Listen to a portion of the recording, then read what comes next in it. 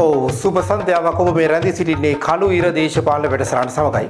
ඔබ දන්නවාද අපි කතා කිරීමට බලාපොරොත්තු වන්නේ කාලීන මාතෘකාවක් වන ඉදිරියේදී ලංකාවට බලපෑ හැකි එල්ලිනෝ තත්ත්වය පිළිබඳවයි.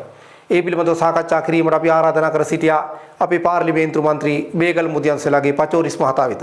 පචෝරිස් මහතා ඔබතුමා ඊට ආදරෙන් ගෞරවයෙන් පිළිගන්නවා මේ වැඩසටහනට. ආයිබෝන්. ආයිබෝන්. පචෝරිස් මහතා මම මුලින්ම දැනගන්නට කැමති ඉදිරියේදී ජන ජීවිතයට බලපෑ හැකි මේ පීඩාකාරී තත්ත්වයෙන් මිදීමට ඔබතුමාලාගේ නැති ක්‍රියාමාර්ග මොනවද? ඔව් අපි දැනටම සියලුම ජනතාවට දැනුවත් කරගෙන යනවා. සියලුම ගංගා ඇලදොල තියෙන ජලය ඉක්මනට ඉවර කරගන්න, ගස් කොළන් ටික කපලා දාලා සතාසිව්ව මරලා දාන්න කියලා. නෑ ඔබතුමාට වැරදුනා මං හිතන්නේ වතුර ඉවර කරගන්න නෙමෙයි පරිස්සම් කරගන්න කියලා. නෑ පරිස්සම් කරගන්න නෙමෙයි ඉවර කරගන්න කියලා. එහෙනම් ඔබතුමාගේ අදහස් ටික ඔබතුමා දක්වන්න මම මෙතන ඉන්න එකේ තේරෙන්නේ නෑ නේ නම යන්න. නෑ ඔබතුමාගේ අදහස ඔබතුමා කියන්නේ.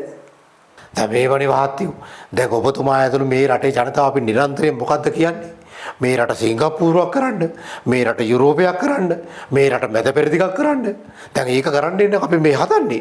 එහෙම කරන්න හදනකොට ඔබතුමාලා අපේ කකුලේ වදිනවා නෝ. ඒ කිව්වේ මොකද්ද ඔබතුමා අදහස් කරන්නේ? දැන් මේ වනේ මහත්තයෝ අපිට ඕනේ මේ රට මැද පෙරදිගක් කරන්න. මැද පෙරදිග දියුණු වෙලා තියෙන්නේ කොහමද? තෙල් වලින්. තෙල් තියෙන නම් මොකද වෙන්න ඕනේ? රට කාන්තාරයක් වෙන්න ඕනේ. ඒකට තමයි අපි මේ සැලසුම් හදන්නේ. ඒ කාන්තාරයක් කරන්න වාහත්යෝ මේ රටේ තියෙන සියලුම ගංගා ඇලදොල වල ජලය ඉවර කරන්න ඕනේ. ගස් කොළන් ටික කපලා දාලා සතාසිව්පාව ඔක්කොම මරලා දාන්න ඕනේ. ඒ කිව්වේ සත්තු ඔක්කොම මරලා මැද පිටින් ඔටුව ගෙන්නනවද? නෑ ඔටුව ගෙන්නන්න දෙයක් නෑ. මොකද නම්බර් එකේ ඔටුව මෙහෙ ඉන්නවා. ඒ කියන්නේ ඔබතුමාලා ඉලක්කය තමයි මේ රට කාන්තාරයක් කරලා මේ රට මැද පෙරදිගක් කරන එක.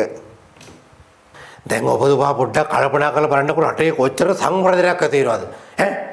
ඔන්න ඔබතුමා දැන් ඉමේජින් කරගන්නකෝ. දැන් චිත්‍රයක් මව ගන්න. ඔන්න මුළු ලංකාවම කාන්තාරයක් වෙලා. ඔන්න ගොවි මහත්තයෝ උදේට උදැල්ල කරේ තියාගෙන කුඹුරට එනවා. ඇවිල්ලා උදැල්ලේ කුඹුරට කොටනවා. එතකොට උදැල්ලට මොනවද දෙන්නේ? මොනවද දෙන්නේ උදැල්ලට?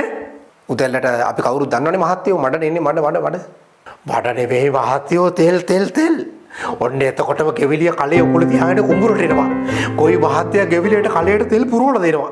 ගෙවිලිය ඒ වරන් කියලා ෂෙඩ් එකට විකුණලා සල්ලි ගන්නවා. බලන්න කොච්චර ලේසිද කියලා. එතකොට මහත්තයෝ කොමෙන්ට් පොර සානාදාර දෙන්න කියලායි, වීවිල වැඩි කරන්න කියලායි. අයි කෑ ගන්න දෙයක් නැහැ. තෙල් විකුණලා තමයි ජීවත් වෙන්න තියෙන්නේ. වැටුණා මන්ත්‍රීතුමා වැටුණා. මම මේ රටේ සියලුම ජනතාවගෙන් අහන්න කැමති මේ රට කාන්තාරයක් විදියට සංවර්ධනය වෙනටද ඔබ කැමති? නැත්නම් ඇලදොල ගංගා ගස් කොළන් වලින් සතුන්ගෙන් පිරි ලස්සන රටක් විදියට සංවර්ධනය වෙනටද ඔබ කැමති? මොකද්ද ඔබේ අදහස? ස්තුතියි.